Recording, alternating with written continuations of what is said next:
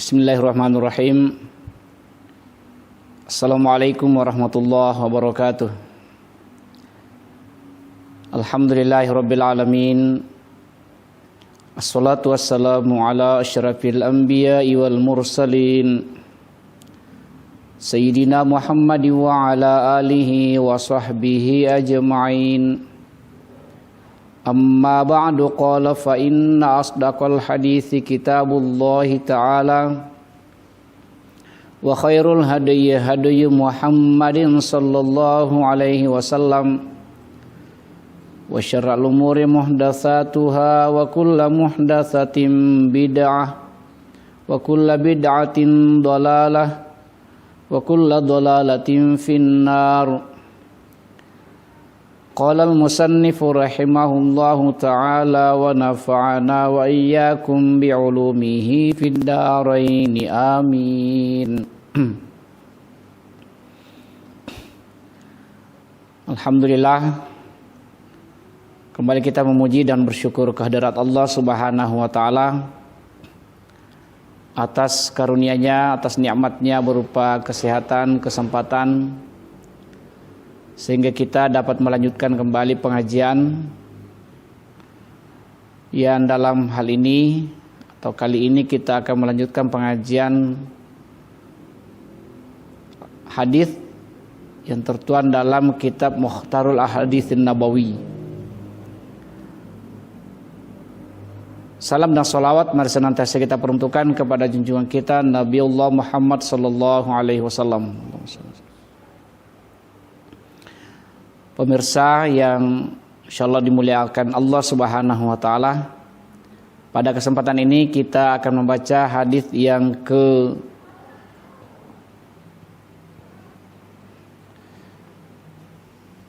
879, yang ke 878 ya. Halaman 129. Rasulullah sallallahu alaihi wasallam bersabda, kullu dzambin asallahu ay yaghfirahullah illa man mata musyrikan aw qatala mu'minan muta'ammidan. Rawahu al-Hakim an Muawiyah. Rasulullah SAW bersabda, kullu dzambin, setiap dosa, asallahu ay yaghfirahullah, diharapkan semoga Allah Subhanahu wa taala masih mengampuninya, illa mamata musyrikan, kecuali orang yang mati dalam keadaan musyrik, au qatala mu'minan muta'ammidan, atau orang yang membunuh seorang mukmin secara sengaja. Pemirsa yang saya muliakan dan insyaallah dimuliakan Allah Subhanahu wa taala. Jadi hadis ini menjelaskan bahwa setiap dosa atau semua dosa yang dilakukan manusia masih ada harapan untuk mendapat ampunan Allah. Ya, jadi di sini hanya dua dosa yang dikecualikan. Pertama dosa musyrik, yang kedua dosa pembunuhan secara sengaja. Memang sungguh besar dosa dari orang yang musyrik. Ya, saya kira pemirsa sudah memahami semua apa yang dimaksud dengan dosa musyrik. Jadi musyrik itu pada intinya adalah tidak mengesahkan Allah atau menduakan Allah dalam masalah ibadah, penyembahan kepadanya. Itu dosa musyrik. Nah, namun di sini dikatakan illa mamata musyrikan, kecuali orang yang mati dalam keadaan musyrik. Ya, artinya begini, orang yang musyrik itu banyak sekali. Banyak sekali orang yang musyrik. Bagaimana dengan orang musyrik lalu dia tobat kepada Allah Subhanahu wa taala? Apakah dosanya masih diampuni? Jawabannya iya. Jadi kecuali orang yang berbuat musyrik sampai mati tidak mau tobat, mati dalam kemusyrikan, ini yang dimaksud. Dosanya tidak diampuni oleh Allah dan kekal di dalam neraka. Naudzubillah. Olehnya itu, pemirsa yang saya muliakan, mari kita kembali memperbaiki tauhid akidah kita. Jangan sampai dicampur adukan dengan persoalan atau dengan keyakinan musyrik. Masih banyak partai-partai musyrik di tengah-tengah masyarakat. Masih banyak sekali. Jadi musyrik itu bukan hanya menyembah berhala, bukan hanya meminta-minta di kuburan, tetapi masih banyak jenis-jenis yang lain yang tergolong pada etikat kemusyrikan. Ya. Misalnya percaya kepada dukun. Ketika misalnya kita kehilangan barang, lalu ada yang mengajak kita untuk pergi ke dukun bertanya. Biasa kan penaniat tapelatan niat lanya ribalatan niat buat tumpangarui ki lamri konjo surut cini ya non tumaca ngira mama ki anu. Ini bahaya. Ya. Ada hadis Nabi mengatakan man ata'arrafan, barang siapa yang mendatangi tukang tenung, ya arrafan ya. Istilah kita di sini patapu-tapu. Fasa'alahu, lalu dia tanya kepadanya atau dia mengadukan masalahnya, ya, kehilangannya. Wasaddaqahu, lalu dia membenarkannya. Ya, artinya dia percaya. Dia percaya apa yang disampaikan, yang dikatakan oleh dukun itu. Maka Nabi katakan lam yaqballahu salatan arba'ina yauman. Maka Allah tidak akan menerima salatnya selama 40 hari lamanya. Naudzubillah min zalik. Jadi kita salat siang malam, tetapi Allah ternyata tidak terima. Kenapa? Karena ada perbuatan kita, ada akidah kita yang percaya kepada tukang ramal. Makanya hati-hati. Hati-hati. Lalu bagaimana solusinya ketika kita misalnya kehilangan? Ya, saya kira tidak ada jalan lain kecuali berdoa kepada Allah Subhanahu wa taala. Ya, kita berdoa kepada Allah dengan mengatakan, ya Allah, sekiranya barang itu masih berguna bagiku, masih bermanfaat bagi kehidupanku, keluargaku, dunia akhiratku, kumohon kepadamu ya Allah kembalikan, kumohon kepadamu ya Allah selamatkan dan kembalikan barang itu. Namun sekiranya barang itu sudah tidak berguna lagi bagiku, bagi keluargaku, bagi kehidupan agamaku, dunia akhirat, maka kumohon kepadamu ya Allah, jauhkanlah barang itu dariku. Jadi selamanya kita hanya kembali kepada Allah Subhanahu wa taala. Buktikan apa yang selalu dibaca dalam Al-Qur'an. Iyyaka na'budu wa iyyaka nasta'in. Jadi hati-hati ki dalam persoalan musyrik. Kadang juga masih terjadi di masyarakat. Ketika ada acara, apakah ia sunatan, pernikahan, atau acara akikah misalnya, biasa terjadi. Masyarakat itu bikin rangkaian-rangkaian yang terbuat dari pelepah pisang, dibentuk seperti rumah-rumah, kemudian diisi makanan-makanan. Situ ada ayamnya, ada ininya dan sebagainya. Baru dibawa ke sungai untuk dihanyutkan. Ini saya yakin ada keyakinan lain di situ. Ada akidah yang salah di situ dan termasuk musyrik. Makanya hati-hati ki. Jangan mengatakan itu karena tradisi orang tua kami dahulu. Begitulah rata-rata jawabannya orang-orang musyrik ketika diingatkan. Selalu beralasan bahwa itu saya lakukan karena kebiasaan nenek moyangku dahulu. Ini kan tidak tidak berbeda dengan apa yang Allah Subhanahu wa taala sebutkan dalam Al-Qur'an. Wa idza qila lahum ittabi'u ma anzalallah qalu bal nattabi'u ma alfaina alaihi aba'ana. Apabila dikatakan kepada mereka, ikutilah apa yang Allah turunkan kepadamu, petunjuk Al-Qur'an itu, mereka bahkan mengatakan, kami hanya mengikuti kebiasaan nenek moyang kami dahulu. Nah, inilah namanya kemusyrikan. Jadi bagi siapapun di antara kita yang sering melakukan hal-hal yang seperti itu, saya harap melalui kesempatan ini mari kita segera taubat kepada Allah Subhanahu wa taala, tinggalkan semua yang berbau musyrik.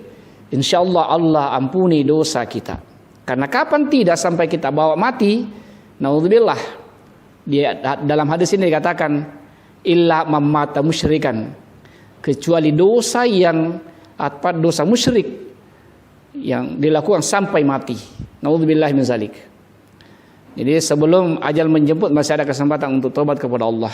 Kemudian au qatala mu'minan muta'ammidan, atau membunuh orang mukmin dengan sengaja. Ya, ini juga dosa besar, termasuk dosa besar. Membunuh seorang mukmin dengan sengaja.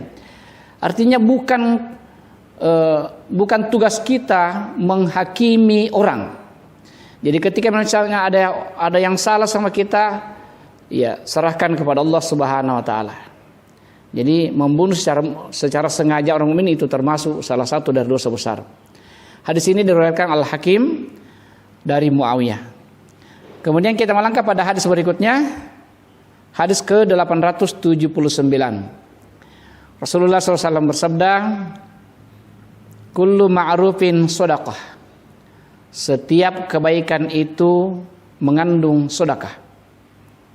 Wadallu 'alal khairi kafa'ilihi. Menunjukkan orang pada kebaikan, kafa'ilihi sama dengan mendapatkan pahala sama dengan orang yang melakukannya.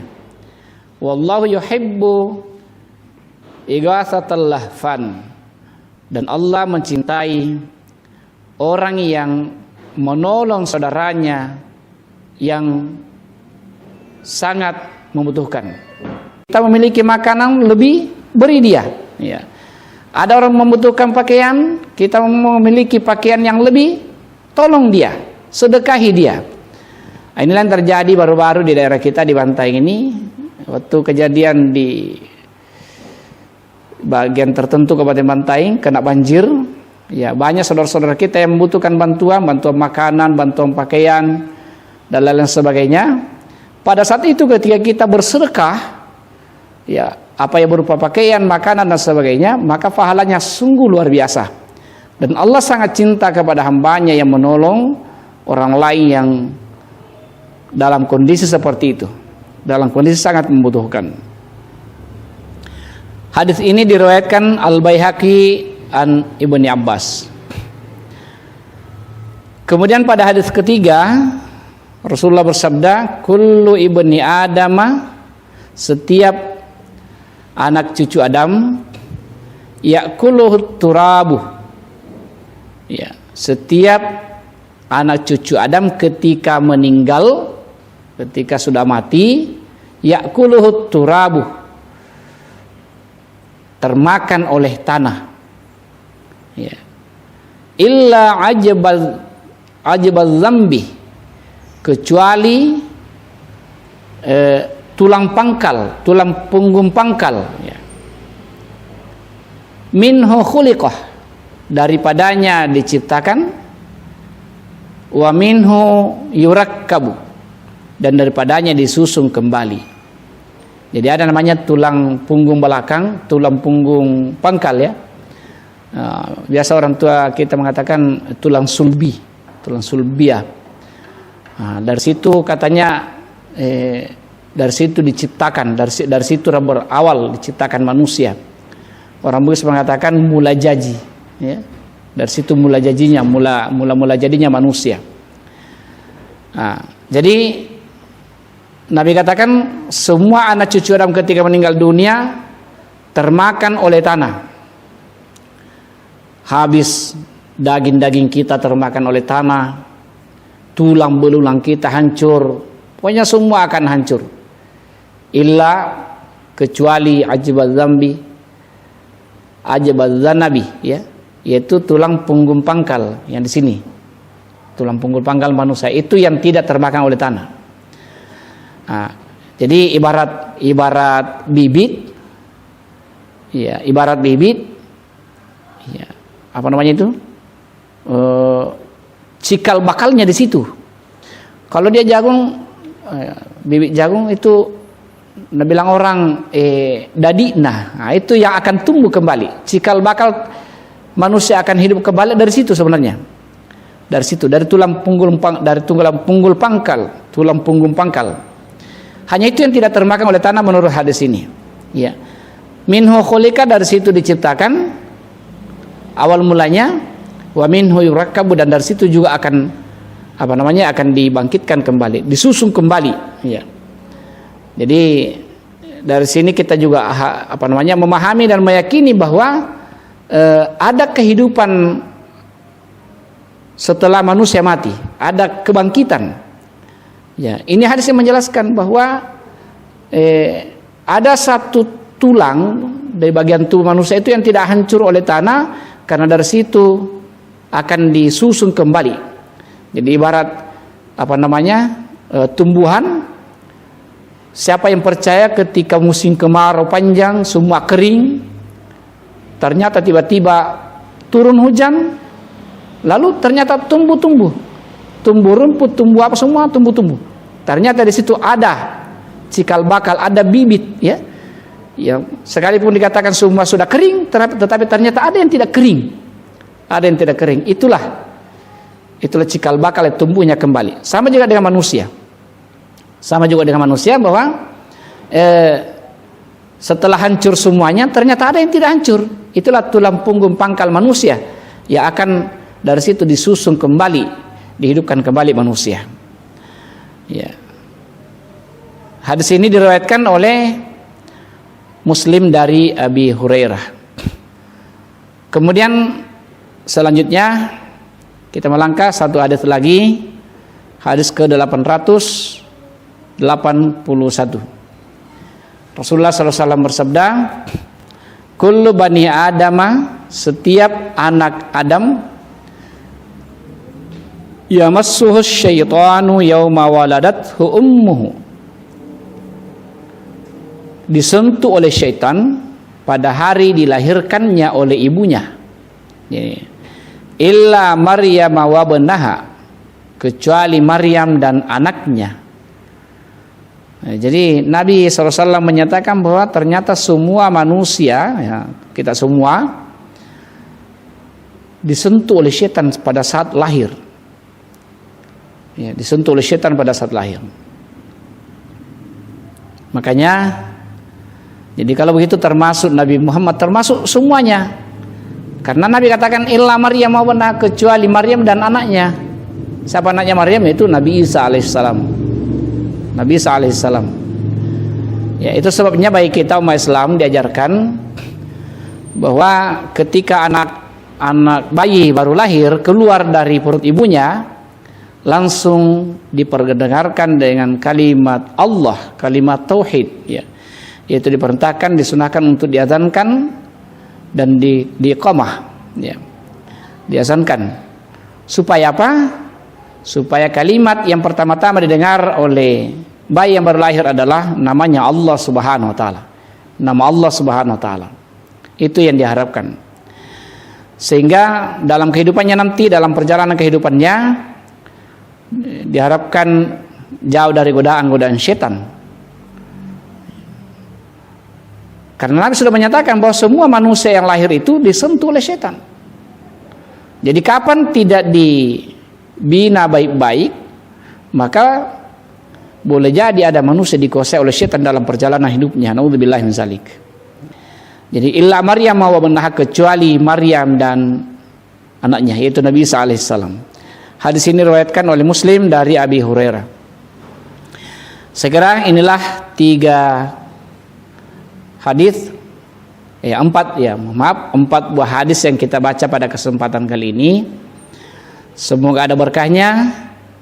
Jadi kesimpulannya adalah pada hadis pertama Rasulullah menjelaskan bahwa setiap dosa yang dilakukan manusia masih diharapkan untuk diampuni oleh Allah Subhanahu wa taala kecuali dosa musyrik dan membunuh sesama orang beriman. Makanya sebelum tiba ajal kita, ketika kita merasa pernah berbuat musyrik, maka segeralah untuk bertaubat kepada Allah Subhanahu wa taala. Kemudian kedua, jangan kita pandang enteng yang namanya kebaikan. Ya, berilah manfaat, berilah kebaikan kepada orang lain, karena yang namanya kebaikan itu mengandung nilai sedekah. Sampai mengarahkan saja, menunjukkan saja orang berbuat baik itu adalah sedekah, lalu pahalanya sama dengan pahala orang yang melakukan kebaikan itu. Hadis ketiga yang kita baca adalah bahwa setiap bahagian-bahagian tubuh manusia ketika sudah mati akan termakan oleh tanah, hancur, kecuali ada tulang punggung pangkal. Itu tidak hancur karena dari situ diciptakan dan dari situ akan disusun kembali setelah dibangkitkan pada yaumul ba'ats. Dan yang keempat, bahwa setiap anak manusia yang lahir itu disentuh oleh setan. Olehnya itu dalam kehidupan ini, ya, kepada para orang tua yang masih melahirkan anak, berupayalah untuk menjauhkan anak kita dari sentuhan-sentuhan setan, apalagi dari godaan-godaan setan. Ya, tentunya dengan cara mendekatkan, ya, kepada Allah Subhanahu wa taala, memberikan pelajaran-pelajaran agama sehingga semakin dekat kepada Allah dan jauh dari setan. Semoga apa yang saya sampaikan lewat pengajian singkat ini ada hikmahnya bagi kita semua, terutama bagi pribadi saya. Semoga ini menjadi asbab kita semua dapat hidayah dari Allah Subhanahu wa taala. Kita semua selamat dunia dan akhirat insyaallah. Amin amin ya rabbal alamin. Billahi taufiq was sa'adah. Assalamualaikum warahmatullahi wabarakatuh.